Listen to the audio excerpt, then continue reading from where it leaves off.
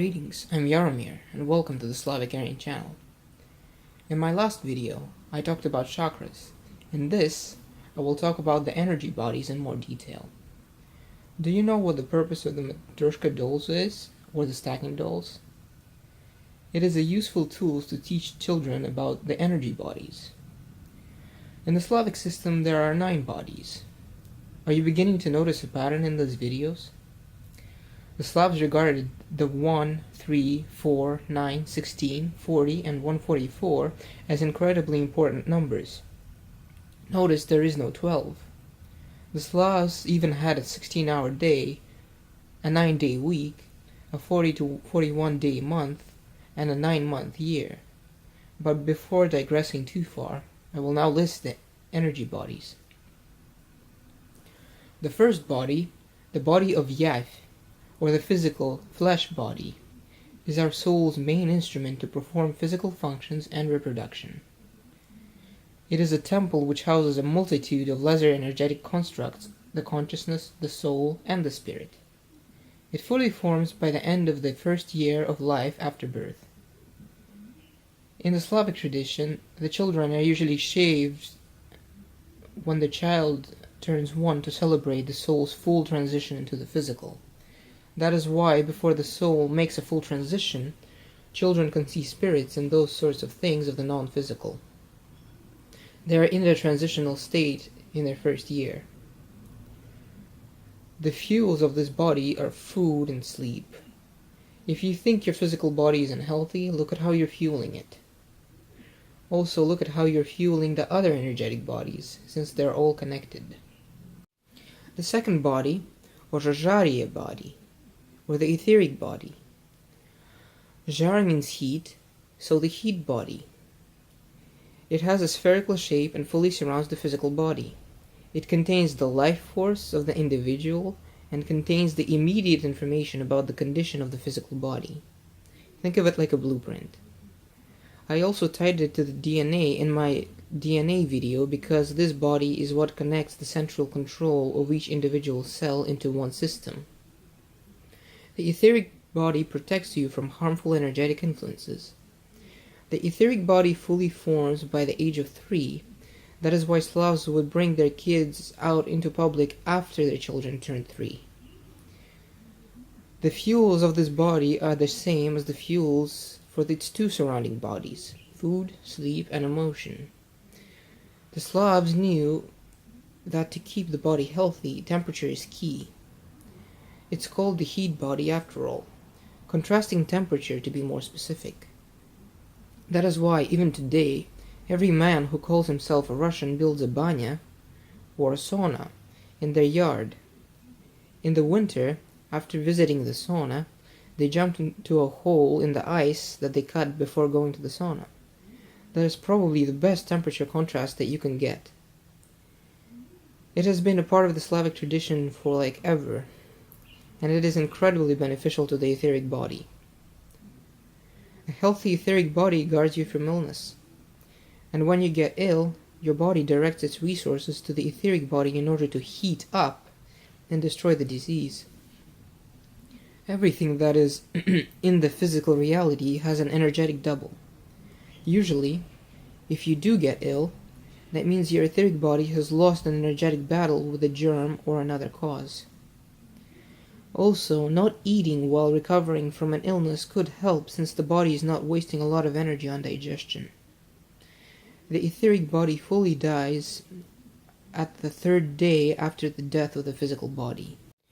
The third body is the body of Nav, or the astral body. It is the lepton matrix of the physical body.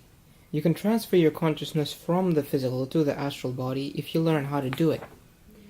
This body is a conduit for emotions, or an emotional body.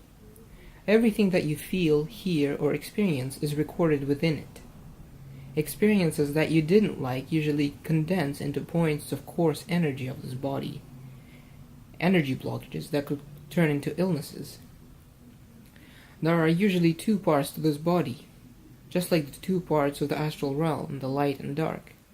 Lower emotions like fear and anger look like dark in color, and higher emotions like love, happiness, or thankfulness have a white glow to them.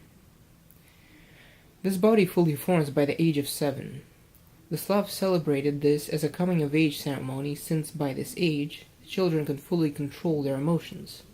A trick to leave the physical body and to transfer your consciousness to the astral body is to not eat or sleep in 3 days. This light-headed feeling is a trance where the body begins to use different resources that enable astral travel. Food is binding for the soul. This, however, is accompanied by the weakening of the etheric body. Try at your own discretion, and only if you are 100% healthy. The astral body fully dies at the 9th day after the death of the physical body. The 4th body, or the klubya body, or the mental body, is a silver ball, klub in Russian, that is located within the skull of a human being. It begins to actively structure itself at 7 years of age and fully forms by the age of 12 to 14. All thought, no matter how significant, uses the energy of the mental body and materializes in form of needed or unneeded circumstances. But there's really no such thing as unneeded circumstance, because what might look unneeded from your perspective, from your physical perspective, could develop your soul as a whole, and that is very important. The mental body fully dies at the 40th day after the death of the physical body. The 5th body, Prichinaya, or the causal body, is a body that holds all karmic experience within it. This could manifest in terms of character and circumstances of an individual. This body is always attached to the soul and acts like a blueprint for the lower energy bodies. The causal body is a treasure chest of all of our experiences, consciousness, and will. It transfers that information into future manifestations. Anything ranging from what talents or illnesses you will have in your future life to your connections to other souls. If you did harm to someone, they will have to return it in a later life.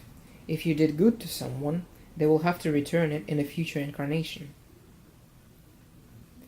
The 6th body, the Causal Body, or the Buddhic Body, is a body of intuition and of spiritual intellect. It is a golden sphere that surrounds the person's head.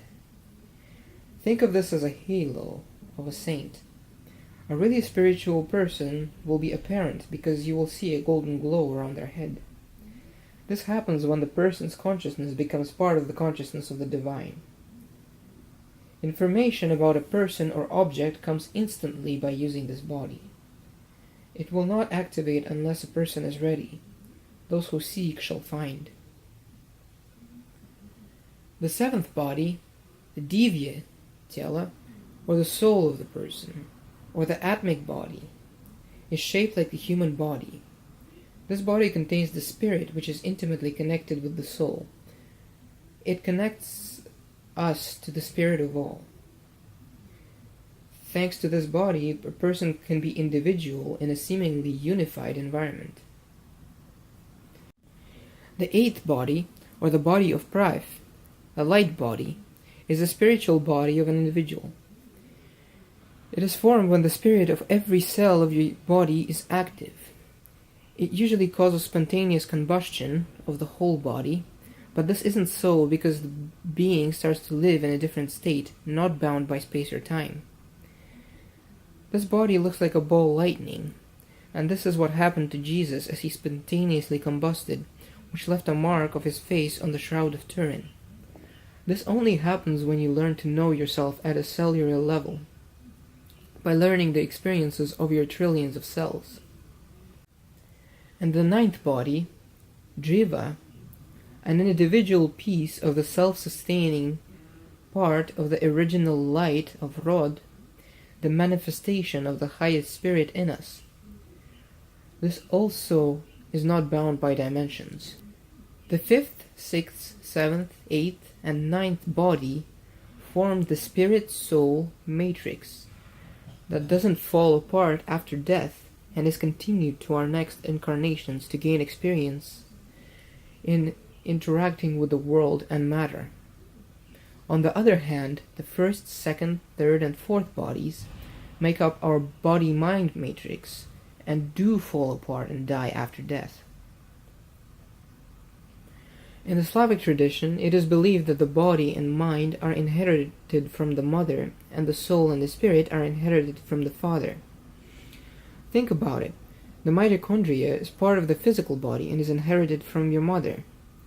And the females always took the husband's last name during marriage. Why? Because the higher energetic structures are inherited from the father. This brings me to a concluding point. Telegony. The more mates a female will have, the messier the souls and the spirits of the children will be. Think of a virgin as a blank canvas or a photo. As soon as she mates, the spirit of the first mate will always be dominant. However, if she now mates with a second man, there will be some double exposure, and the original spirit of the first man will be skewed. Third, fourth, fifth, sixth. If that happens, don't complain that your children are having chronic illnesses, allergies, and whatnot. This is why the Slavs kept their virginity for the one and only. Mixing races is not the best practice either, because every race has a unique soul. But that isn't as important as virginity is. Please value the spiritual evolution of your kind, your children, over the pleasure of sex. The health of the soul-spirit structures brings on strong moral values, which brings on more compassion, as well as better health and brighter intellect. It is a form of spiritual hygiene, if you will. Everything is connected, all the energy bodies. And remember, a tiny amount of light from a candle can light up an entire dark room. Light is truth, and truth will always prevail. And so it was, and so it is, and so it will be.